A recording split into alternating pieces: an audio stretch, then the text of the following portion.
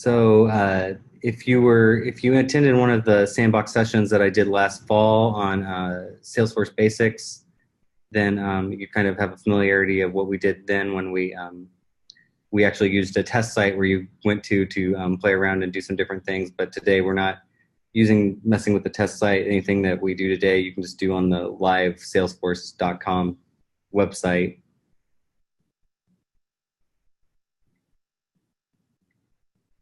So the main focus of today is to talk about cleaning up data. So all of us have different use cases as far as what our data looks like in Salesforce right now. A majority of counties, we had data moved over from the extension database, and some of us were familiar with that data, some of us not as much.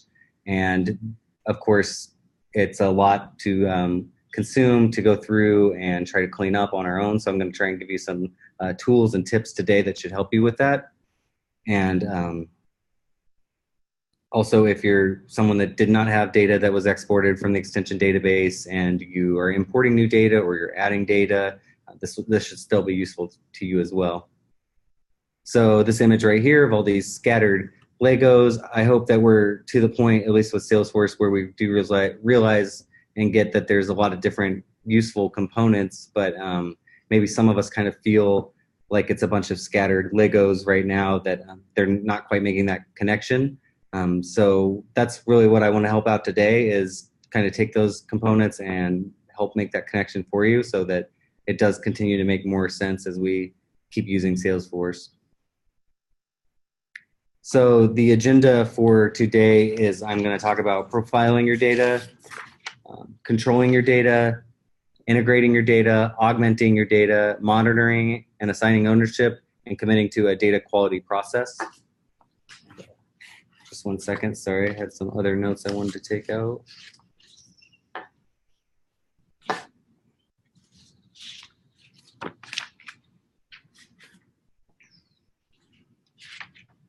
So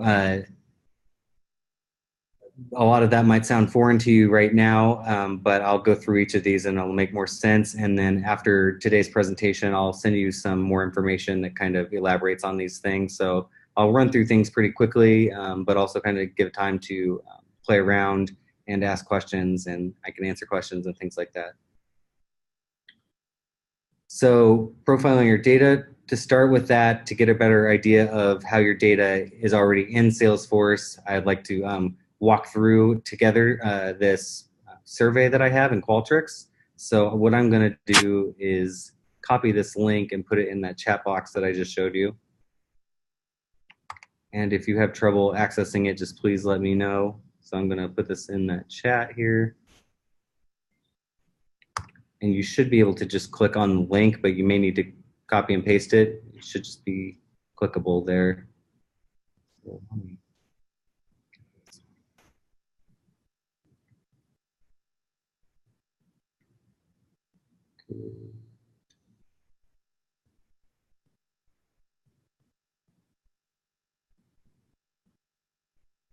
I have too many things open, as you can see here.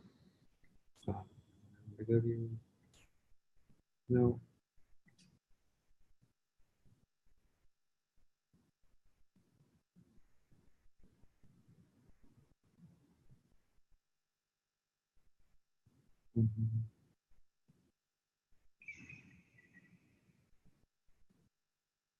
I think it's just not pulling up what I already have on here. Let me see here. Sorry for the delay here. I'll get us going. There we go. Okay. I'll kind of bring that out a little more. So if you don't mind going to that link and we'll go through this survey, you don't need to fill it out all right now. You can just kind of go through it with me. I just want to kind of explain the questions that I have in here. And what this will do, like I said, give me a better idea of how you're using data and some of the issues you may be running into. So to better assess your needs as a user in Salesforce, please complete the following survey on data usage. And you'll need to enter in your name and email address.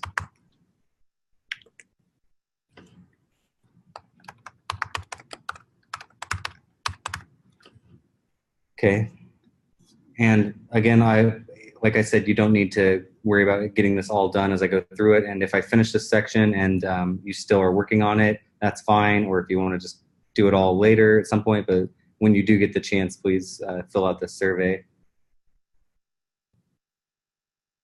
Okay, so the first question, do you know how to access older ed data that may not have been transferred into Salesforce? So if you answer no, I'm going to follow up on this, but the majority of us who had data that was transferred from the extension database into Salesforce, there was some data that has not been into Salesforce yet that you may want in there, and we can talk about that anytime. But that's all located on our intranet in a page called, in a library called FileMaker Pro Library. So if you don't know how to access that and you click no there, I'm going to reach out to you and get you that information to make sure you know where your data is. And again, anything that was migrated from the extension database into Salesforce, none of that data is lost. If we decide to completely remove data in Salesforce, we can always get it back. Anything that we had before, it's still being stored. So do you have Excel spreadsheets you use for tasks in your office with data that is not in Salesforce? So are there other types of tasks that you do daily, weekly, monthly, anything like that, where you use spreadsheets or you kind of have a workflow with other documentation? What are some of those tasks that you are using? So if you answer yes to this, then you can say what types of spreadsheets do you have. You can kind of say, well, it's a financial one that does this and what that task is. That will give me a better idea to come back to you and say, well, you could be doing, instead of using those 3 spreadsheets that you're using to do that task, you could do it much quicker in Salesforce, and I can show you how to do that. So I think that's where this question would be of good value to you. Do you feel overwhelmed with the amount of data for your county and Salesforce? So I assume a lot of people probably have selected yes on this. Or you can put no if you don't, but I think it is overwhelming. There's a lot more that came over for some people, including a lot of duplicates. Some duplicates were caught, but then there's a lot of bad data as far as like all caps, not the correct addresses, things like that. So how we go about cleaning that up is the kind of things we're going to discuss today. And again, that just gives me kind of a percentage of how people are feeling about their data in here. And I'm going to share these results and get back to people once these sandbox sessions are over with, and there's only one more next week, but I'm happy to share that information with you here in this month. So would you like to remove your data? That kind of needs to be rewritten still. Would you like to remove your current data and start fresh in Salesforce? And what I mean by that is there's been a lot of people that, a lot of users already that have chosen to completely remove their contact data. Even some people have wanted to remove their mail group data as well. And they may already have a spreadsheet that they're working with that's more accurate and better to import into Salesforce, or they want to export that contact data and work with it in Excel, clean it up first in there, and then bring it back into Salesforce. For some people, it's just more manageable to get all of that data out of there, a lot of that bad data out of there, and start fresh. And I totally understand that, and I can help you out with that process. So if you click yes there, then I can delete that data for you and help work with you to get the new, fresh, cleaner data into Salesforce. You click next there. So the next question, would you like to have more validation of fields? An example of that would be having the address field required. So that means that every time you enter in a new contact, you have to have an address, which every contact probably should have an address. Right now, the only fields that are required are the last name and what county that contact belongs to. So if there's like a new field that you would think that you want that might relate to all of your contacts that you think should always be required, that's probably going to be very valuable in making sure your data is clean. Other validation rules that we can create, which we can create to new content being added, but like I said before, making sure that it's not in all caps, that the first letter is capitalized, but the rest isn't, and that there's no null values, things like that for certain fields. So the tricky part of that is if you said, well, I want to make every email address have a validation rule to it that it has to be required. Then if we did that now, it could mess up some of the older data that doesn't have email addresses, and that it gets trickier when you try and do that. But if that is something you want to do, I'm happy to work with you on that. And of course, that's going to make your data more, it's going to make your data better and more meaningful. Is there anything you would change about the, let's see. Oh, if you click yes on that first one, then you can say what fields would you like to be required, so you could put that there like we just talked about. Is there anything you would change about the roles or hierarchy in Salesforce? So this question kind of applies more to some users that have a organization team that might have more than one person in their office that has a license. Does everybody have the access they need? And is there anything that you would change about what you're not able to do, or more rights and permissions that you need? So that goes to the next question. So if you click for do you have all the rights and permissions that you need, and you click no, then you can say what permissions do you need. So an example there might be that you want to change the view for your contacts, and that's a good way to organize contacts, but I got rid of that permission a long time ago because people were deleting their views for their contacts. So your view is just like your county that you go to. When you go to Adams County, it's going to show you only Adams County contacts and not everybody's contacts. That's just a view. If you accidentally delete that view, then some people thought they removed all their contacts, but just that the way that you saw that together got removed. So that's just one thing that I think is valuable, and then I'm planning on bringing back. You may even, I think it might be available right now because I've been making some changes, but there might be other things that you might have read up about Salesforce that you would like to be able to do that you don't have access to. This is your chance to let me know what some of those things might be. Have you noticed any potential problems or issues with your current data? So if you click yes, then you can describe what some of those issues are. And then for the last question is where you can really write your novel. Hopefully you keep it down to a paragraph max, but you can say any additional issues or comments that you have concerning your data in Salesforce. So not necessarily just Salesforce issues or comments, but more about question or problems that you've had with your specific data that is in Salesforce. And that is it. Again, if you didn't complete that survey right now, don't worry about it. You can still work on it while I keep talking, or you can come back to it later, whatever you prefer. And I'm going to go back to the PowerPoint here.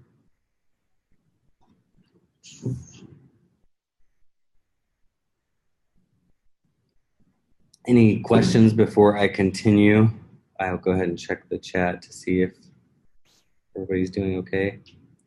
Looks like we're all right for right now. I think everybody is on too, so it's good. Appreciate you coming in the middle of the week. And I'm glad that I was able to get pretty much everybody to come to these sessions too and open up more for people to attend. Oh, same slide. So basically that survey helped me understand what you know about your data and understanding where your data comes from. So continuing with profiling your data, other things that you can do that you are doing right now most likely are putting your different contacts into new mail groups, and that's one way that you sort who your contacts, what mail groups they belong to.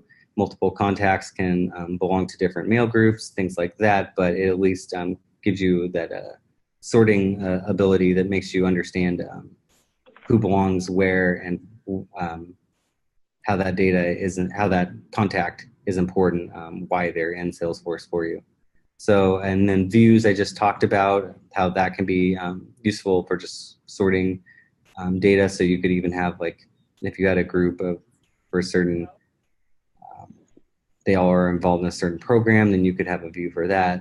And that could be useful as well if it was something that you wanted to go to, but it wouldn't be like mail groups where you could just email that mail group or run a report. It would just be a way that you could just view only that certain specific listing of contacts. And then another feature for sorting your users. I don't know why it says uses, but I thought that that had been fixed. Anyways, sorting current users, but inactive users is a new feature. So if you go into edit a contact, you'll see a little checkbox called inactive that you can click on. And right now that won't do anything to the contact, but you can run a report with only active users or just inactive users. Now we can, if you're interested in moving that certain contact to a different list, we could do that too. So if you know that you have a group of people that are deceased and you know what that list is, I could actually upload that change for you and then move all those inactive people into a deceased list, or make it so that when you do click inactive for a certain person, it moves them to that list, or just a different type of list. Doesn't have to be deceased. So hopefully that makes sense to you, but if that's something that you're interested in doing, just let me know and I can help you with that as well. And some people from Extension Database had like a no mail list already in there. So if that was something that you already had and you wanted to use, then I could get that from Richard Fox, and then we can do that for you so that those contacts all have inactive marked for them. Okay, so going along, continuing with profiling your data, I want to talk about creating leads. So this is one of the features I was talking about where you can get into Salesforce and play around. If you're done with your survey or not, that's fine, but you can now get into Salesforce and go along with this leads feature for me, or with me, sorry. So if I close out, and I'm going to go to Salesforce now, and I'm going to go to leads. So you may or may not have leads up in the top tabs for you, but eventually you'll have it after contacts. And we're rolling that out this month. So again, just like with the survey, the two main features that I'm going to talk about today as far as helping cleaning up your data, there will be documentation and videos, and also a video recap from these sandbox sessions all coming out this month. So if, like I said, if I go too fast or if there's questions that didn't get answered, there will be that documentation and videos that come out. So if I click on leads, it'll take me to this section. Now just a brief overview on what leads are. So there are two important components of Salesforce out of the box that we haven't gotten to since we've adopted Salesforce. And those are leads and opportunities. Opportunities we'll talk about at another time, but leads are really, in sales, obviously, you would, if you have a new customer that you want to keep in contact with, that would be a lead that you haven't quite made a super commitment with yet. So we want to think of people like that in that way as well. But what this does is it's another way to organize your data when we're talking about profiling your data. So let's say that you are the office manager and you're the one that has the license for Salesforce, and you're working with one of the 4-H educators that is working on an upcoming event for grades 10 through 12, and it's a computer workshop, and there's an IT presenter that's going to come and talk about virtual reality, 3D technology, and they've been working with that contact and they want you to keep following up with that contact. Well, you can do that here in leads. It's somebody that you would want to keep in Salesforce with your contacts if it's somebody that we're going to continue to work with. So leads lets you space those people out. Sometimes we might add someone to our contact list that we may never need to contact again, and they're just staying in there. So that's where leads becomes useful. So if I go to my view, which is Acme is just the fake company organization that I have. Normally you would go to like Adams leads or a different county's leads. So you would just go there, and right now I have 2 in here. So I'm going to go to this Visual 3D. This is the company that I was talking about. So if I go to this Jim Steele, I can show you what this looks like. I'll go to edit in a second, but as you can see, there's name, the company, title, very similar to what the contact listing looks like. And once we verify this person is qualified, so we know they're going to commit to this event, and we're going to want to contact them in the future as well, then we can move them over into our contact list. And that's when we'll use this convert button here. But for now, we will go ahead and make some changes in here. So acting like we're just adding a new lead. The required fields are last name and company. So we have Steel and then Visual 3D. And then I have this title and, like I said, phone number and email. Now the things that are new in here, and another required field is what the status is. So once you enter in them for the new once you enter in a new lead for the first time, you'll most likely put them as new. If you've already contacted them, you can put contact. If you're still working with them, you can put nurturing. Now at the end, when you're ready to convert them over, you would make them qualified. If you don't want to convert them over to your contact list, then they would be unqualified.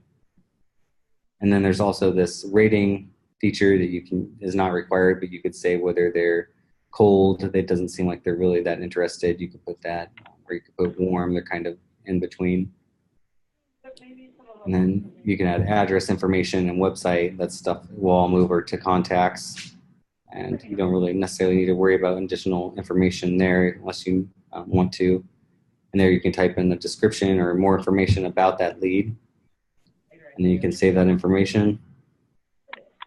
So let's say that we now want to, before we convert them over to a contact, we want to make sure that we follow up with this Mr. Jim Steele to make sure that he's going to be interested within a week from now. We want to give him a phone call. So I'm going to go ahead and scroll down here and click on,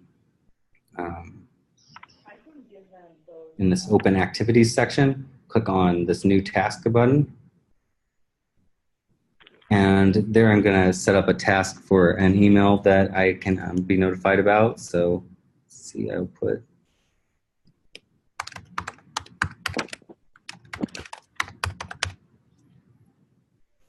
and then for due date, I'm going to make it a week from now.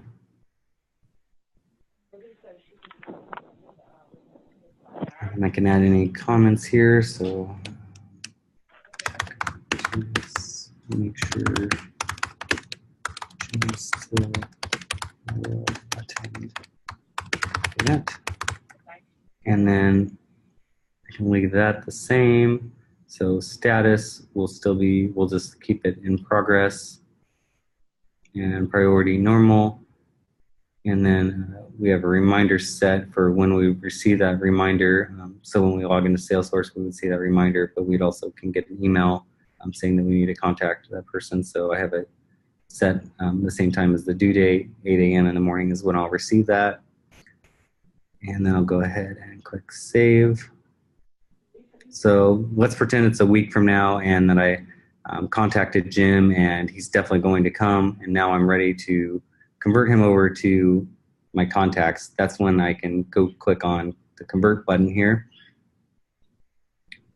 And again, if you're wanting to play around in the leads, feel free. You're not going to mess anything up. You can delete anything that you create or edit or change. So, or you can fix it. So it's fine to play around right now since we haven't officially launched leads yet. So I'm the record owner. So the one thing we want to change here is for organization name. We actually want to change that to the county that we're going to use. So if, let's say we were Adams County, then we would select Adams County here. I'm going to use my test organization there, Acme. And then subject. So you can add a final task to when you do the convert. So check that.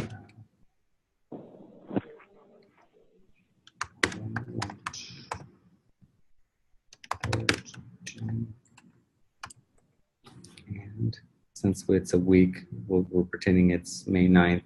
We'll go ahead and do it another week. The event is until next month. And then we'll say, make sure. So we'll say, call Jim to see, or email Jim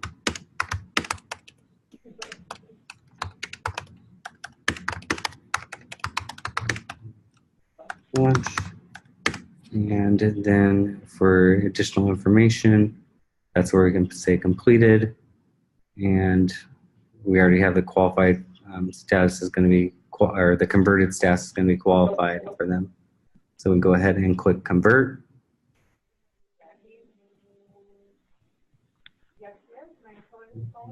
Looks like it's just taking a second. Okay. So convert to an existing contact to avoid duplicates or to convert to a new contact. So this is somebody that I can actually just, I could attach them to an existing contact, but really what I want to do is just convert to a new contact. So I'll go ahead and click that.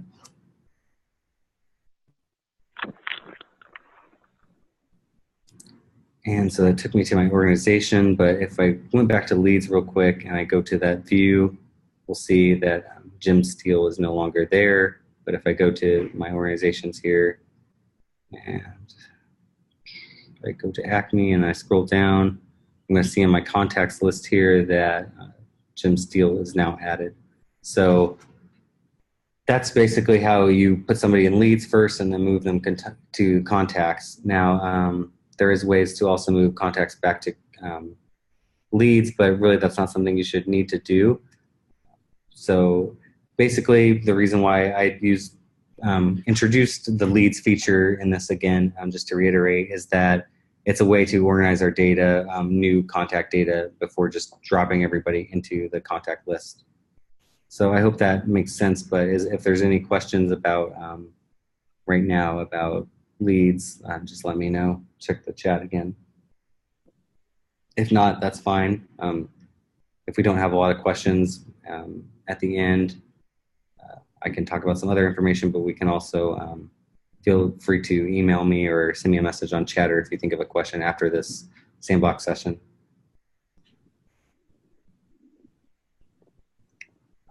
So I'm hoping no questions. That means that most of you understand what I'm talking about with leads there. And again, I'm sure you'll understand more when I have the videos and documentation available for everyone. So we'll go ahead and go back to the PowerPoint for a second here.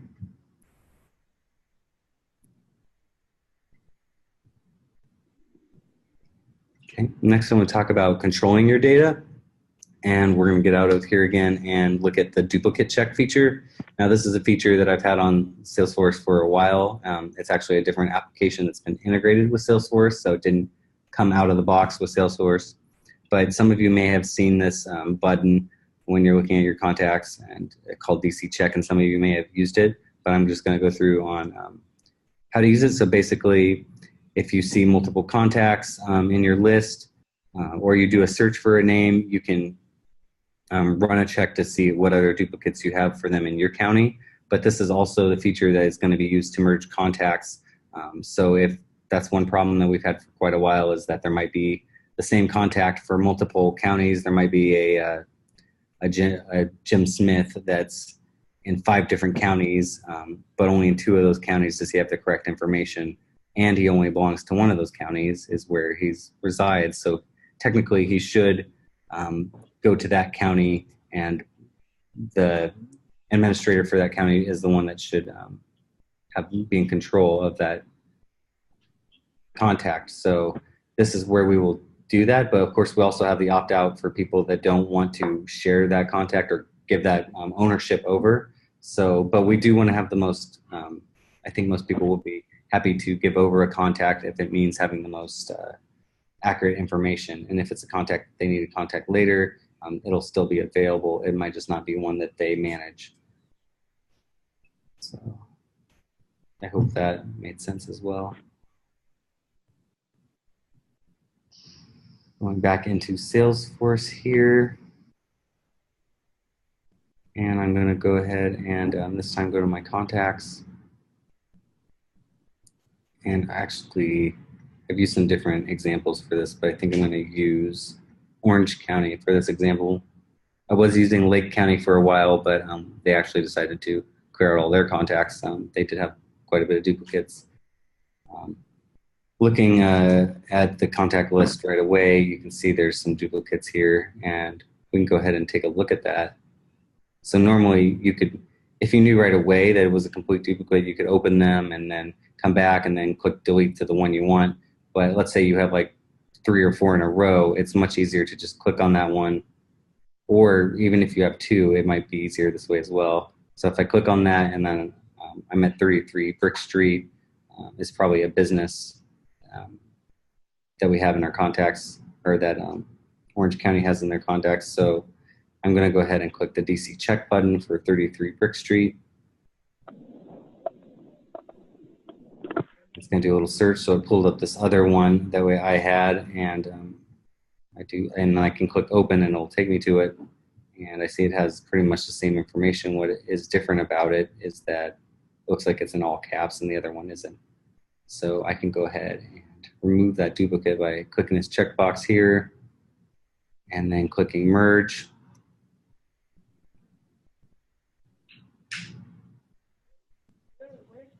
And what that is going to do is give me the information that I can merge, decide what I want to keep and what I don't want to keep, so I can ignore these parts. Let's see.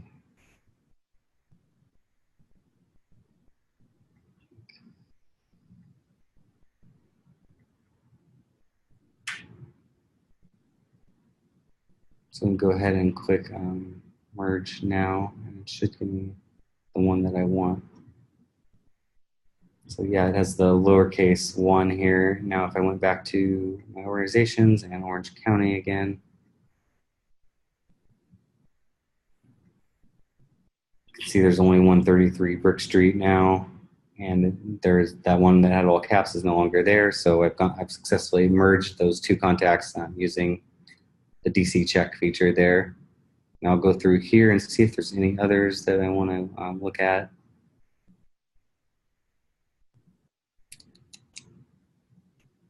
There's one called Hagens Market. Now it looks like it doesn't have a real address here. It looks like there's an issue with some fields being in the wrong place, and I don't know if that's just an error from migration or something, or migration of the data from the extension database to Salesforce, or if that was a problem already. So what I can go ahead and do is just click on Hagens Market again, or for the first time, and then click DC check.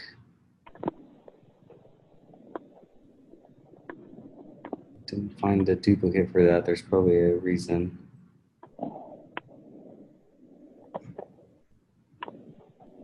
Interesting. Should pull it up. So it looks like it's spelled exactly the same. Okay, did it that time. So I'm going to go ahead and do a merge again.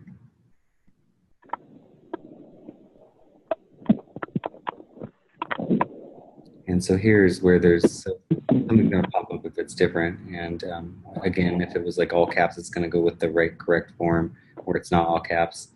But so Mailing Street has this % Daryl Graham. We know that's not an address. We actually want it to be the 1405 North Main. We want to include the PO box, which one of them didn't have. And if we have all the other information that we need, then we go ahead and click merge again.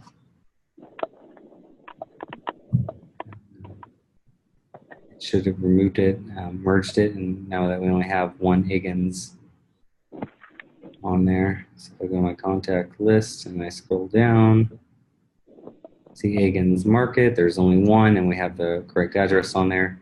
So that's one way that you can do when you're going through it and just looking at duplicates. It's a way that you can clean them up quicker. So there's other different ways that you can do it. Again, if you wanted to clean up data by removing all your data and then using Excel to remove duplicates first and then coming back, you may still come across duplicates in the future, and it's useful to know about this tool. So another thing you can do is always, if you're searching for a specific contact, and then you see like, okay, there's 3 in Washington County that I'm looking for, and they're all John Smith, and none of them have an email address on here, but I could go ahead and like click that John Smith, run the DC check. Now when you look, you should just see your county's results, but you might see other county results. So it did give me one other Washington County but then I can look and see what information is different, if that's one I want to merge or not. Middle name is F. Let's see, mailing address is probably different. So if I move back to the record, yeah. So this is not something I would change because there could be two John Smiths, of course, in a county. Most likely the middle name is different. So again, it does take some time and some investigation, but if there's a way that you know how to reach out, then by email, if you have that and you need to verify email address, there's it's definitely good to do that and things like that. But we want to, again, have the most clean data. We don't want to have an incorrect address, and sometimes it's just going to take a long time for us to, we're never going to be 100% where we have the correct information, but we want to make it as accurate as possible. What's that? So that's basically the duplicate check feature. There is a little more to that. So if you ever click on this top right drop down where you should be in sales, but if you click on that and you go to duplicate check, it's going to take you to this duplicate check view where you have these different tabs here. But this is where you can perform a search like I just was, but you can do it here rather than running that button to a specific contact. You can also change the setup. And again, this will be in the documentation videos as well. So you could, like if you went into contacts, you could then add a new... I'm looking for it for you. You could add a new field. Right now it just has organization name, last name, first name. You could add email address if you wanted to. And then weight is just like how strong it returns results and things like that, but you can usually keep it pretty low. So not necessarily something you would need to mess with on a very regular basis, but I did want to show you where these duplicate check settings are. So I'm going to go ahead and go back into sales, and really that's the duplicate check feature in a nutshell. Is there any questions before I move on from that? Let's see here. You guys are all pretty quiet today, and I'm rambling, getting through the hump day. I'm still catching up on sleep after I was out last week with the first trip, taking my 13-month-old to Philadelphia, which was a lot of fun, but a lot of work. So still came back and then came back right to work after flying in on Monday. I feel like I need a vacation from my vacation. Okay, well, those are two features, again, that you can come back and play in anytime while I continue talking a little more here for the next 5-10 minutes. If you want to play in there more, you can.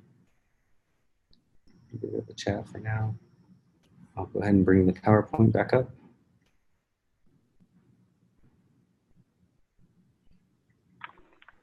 I sent it to you. Okay, so I did have a sheet where I went into a little more detail about this information, but like I said, after this presentation, after this sandbox session this afternoon, I'll send you out. I'll send you the slides, and then I'll also send you a Word document that has some more information about the things I'm about to talk about. So we've been talking about controlling your data, and you can do that with a duplicate check and just removing duplicates in general. You can also prioritize your data. This is another way to do that, and kind of figuring out how to prioritize your data, you need to kind of figure out a plan of action to fix data. So let's say after listening to this today that you thought about your data and you still don't know where to go from here. You're like, well, Greg, you had a lot of good tips and some things that I could do, but I still don't know, even where to start or what plan of action I should take. Please reach out to me. I'm happy to talk one-on-one. We can have a webinar or phone call or something, kind of figure out what that plan of action should be. I'm happy to talk that out with you. So validation rules, we talked about that before. Those are other ways to control your data so that it doesn't spiral out of control, that you have a bunch of bad data as well, with caps and fields that should be required that are blank. Review roles and team organization. You can see how this kind of fits into the survey questions that I asked, but so just understanding what is your role, what permissions do you have, who else has access to your data, should other people have access to your data? Those are kind of questions you can ask when you're thinking of plan of action to fix your data as well. So meeting frequently and discussing. So I mean, I would even suggest quarterly or maybe even once a month talking about things that you're doing in Salesforce with your office and what you can do to work with others. Again, if they're, I think I'm going to talk about it more because I didn't get a lot of interest, but there is a cheaper licensed version if more people in offices wanted to get Salesforce and not necessarily have spend that higher amount of money on an official license like you guys have, but they can actually get in there and see your data and also run reports and understand Salesforce more. Then you can kind of have the whole office and have your organization team more involved. But it does help, even if some people don't have Salesforce at all, to understand how your data looks. And you can show them and you can talk about what you're doing and some reports that you can run for them, and they can ask you ideas and you can say, well, I don't know if I can do that or not. And then that's when you reach out to your district secretary to ask them whether you can do it or not. And then if they don't know, then they'll reach out to me. So next section is integrating your data. And again, this means a lot of different things. So integrating your data could mean integrating applications into Salesforce to help out your data, or just how well you're putting your data into Salesforce, like uploading it to. So that's the integration part, is just making sure that you have the most quality data.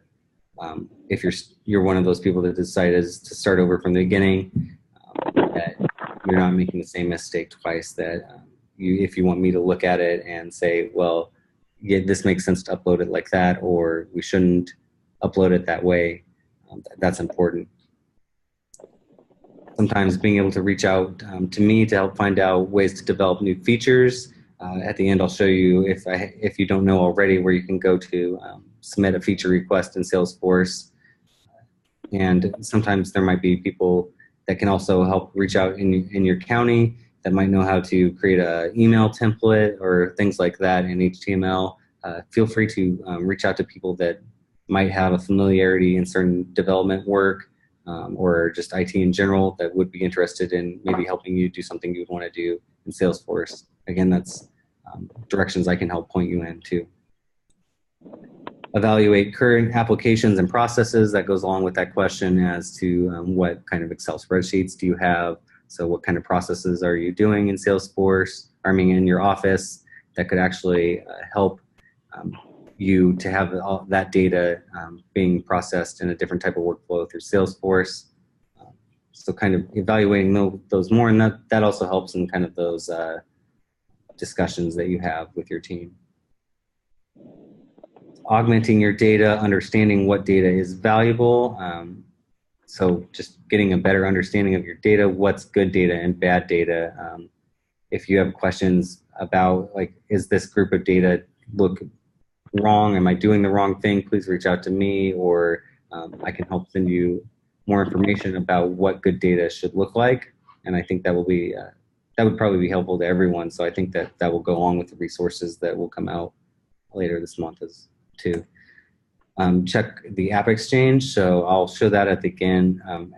I've talked about that before, but that's where, like I said, if you have an application or a process that you're already doing, so you're using Quicken or something, there probably is a way that you can integrate it and maybe use it in Salesforce to do other things that might be helpful to you. And if it's helpful to you, it's most likely helpful to other people. So I'll show you what the App Exchange looks like again, if you haven't seen that already, or just to have a refresher on it.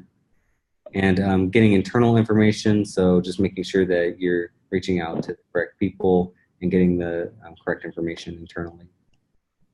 And evaluating that customer information. So later this year, we're going to have more information on emailing, reporting. So I'm planning on in the fall doing a reporting seminar that will also focus on email. So that's where we can not only look at what we have in here for the reports, but then also have a plan of action as to reaching out and surveying and getting more information that we need from our customers, from our contacts.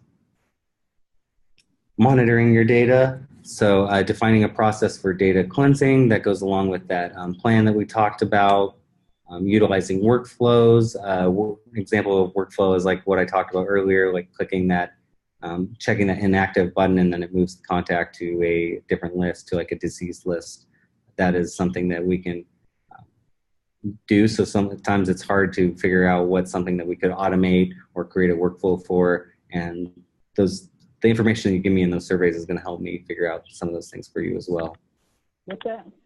Creating reports helps you to monitor your data, and assigning ownership to your data. So again, that goes with the organization team and being able to allow people to have in your office the access to edit or be able to just view or things like that. Committing I want to go to Kokomo once you have that locked down. And I'm going to open up for questions now with 8 minutes left. I kind of ran through that last part quick, but again, I'm going to send out some documentation that will elaborate on those things. Again, that feel free to look at your leisure.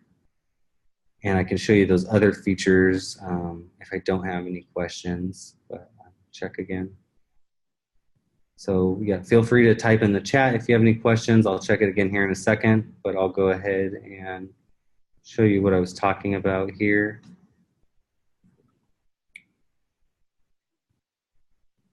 So the feature request I mentioned, if there's something that you would like in Salesforce that you don't have, or something you could have done before in the extension database, or that you're currently doing with your spreadsheets that you would like to be able to do in Salesforce, or just in general, you can go to the Home tab and you can go to the custom links. That's where you'll find the Salesforce training link. So if you ever need the link to take you there, if you don't have it bookmarked already, that's where that is at. So that's on our Skill Center site. You can get to the Salesforce training section. And then this feature request is also there as well, but there's a link for it right here. That's Friday. Click on that.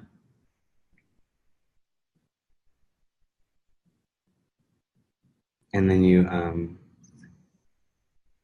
enter your name and then email address and then topic, and then you can type the feature that you would like me to work on into this description there, and then you just click I'm not a robot and send that. So basically what I'm using in Salesforce, when you send this to me, then I'm able to keep this all organized and automated in Salesforce so that I'm able to get back to you much sooner and be able to say, well, I can prioritize what these requests are much better, because before, obviously, I was getting a lot of different requests and just keeping track of it through email and through documentation, but now I'm using Salesforce better as well, and then I'm able to send out those reminders to myself with those tasks and reach back to you after giving you a deadline and reaching back to you in a couple weeks and then saying, well, it's actually going to be done sooner, or I'm going to need to push that back because of this reason or that reason. And it's a way for me to be able to make sure that it actually gets done on the time or around the time that we want it to be done, and give you a better reason on why it is going to take as long as it is or how soon it can be done, and keep you updated on it. And if I go back to Salesforce here, and then if you don't know where the App Exchange area is, if you click the sales drop down right here, and then you go down to App Exchange, that will take you to the App Store. And here you can see there's service apps, analytical apps. There's a bunch of stuff on here that a lot of it probably won't be useful to you, but there might be something that if you look through here, you'll be like, oh, wow, I could see that being very useful for me in Salesforce. Even if it's a paid app, that's fine. Just let me know. Maybe it's something that we actually do want to purchase and then integrate. But, so in some of these, they have the ratings and they're not as good as they should be. So like tried MailChimp and it hasn't, hopefully they make some updates, but right now it has its own issues, as you can sometimes expect with free apps. But sometimes the free apps do work well. Like I've been using this Milestones PM, which is a project management application that in Salesforce, and that has worked out pretty well too. So that is what I want to show you here, and then you can also filter anything you need to there.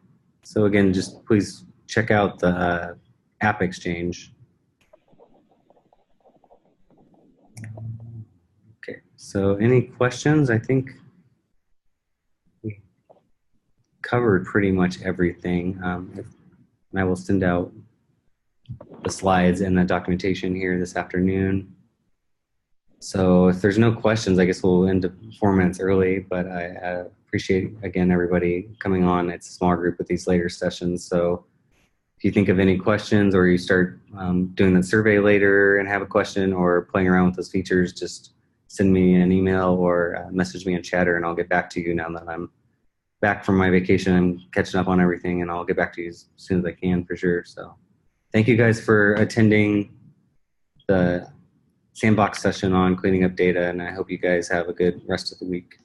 Thanks. Mike,